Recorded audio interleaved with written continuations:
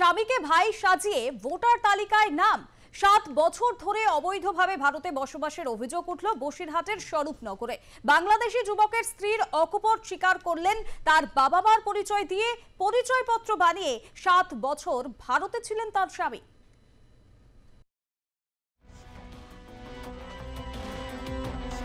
আবারও বাংলাদেশি যুবকের নাম ভোটার তালিকায়। শ্বশুর শাশুড়িকে বাবা মার পরিচয় দিয়ে বাংলাদেশি যুবকের নাম উঠল ভোটার তালিকায়।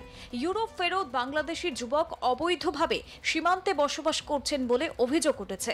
উত্তর 24 পরগনার স্বরূপনগর থানার সারাফুল নির্মাণ গ্রাম পঞ্চায়েতের 134 নম্বর বুথের ঘটনা। বছর 30-এর লালটু ধাবক বাংলাদেশের সাতক্ষীরার বাসিন্দা। এর আগে ইউরোপে থাকতেন তিনি। গত 7 বছর ধরে তিনি অবৈধভাবে এদেশে থাকছেন। যুবকের বাবা মা বাংলাদেশের সাতক্ষীরার বাসিন্দা। তার শ্বশুর ইয়াদুদ ধাবক এবং শাশুড়ি রহিমা বিবি। তাদেরকে বাবা মার পরিচয় দিয়ে ভোটার কার্ড এবং আধার কার্ড সবটাই বের করেন তিনি।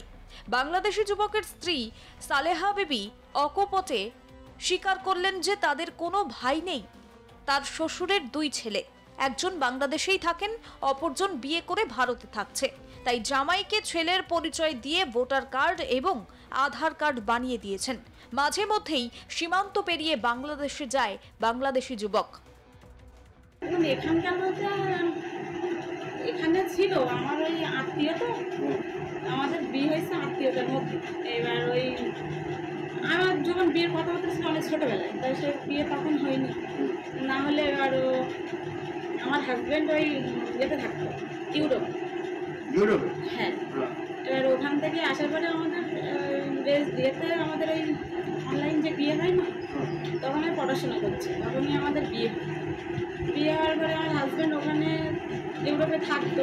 থাকার পরে আমি যখন এখান থেকে পড়াশোনা শেষ করলাম, তারপরে গিয়ে আমাদের বিয়ে। তখনও আসি আমাদের এই 7-8 বছর হলো। পরিবারের কোনো সদস্যই এই বিষয় নিয়ে মুখ খুলতে নারাজ। জিজ্ঞাসাবাদ করতে গেলে পরিবারের কেউ দরজা দিয়ে ভিতরে ঢুকে যান, আবার কেউ মুখ ঢেকে নেন। প্রশ্ন উঠছে, কিভাবে এই যুবক সীমান্তে ভুয়ো নথিপত্র দেখিয়ে ভোটার কার্ড এবং আধার কার্ড বানিয়ে বসবাস করছেন, তাও দীর্ঘ 7 বছর ধরে। বসিরহাট থেকে শ্যাম বিশ্বাসের রিপোর্ট, আর প্লাস নিউজ।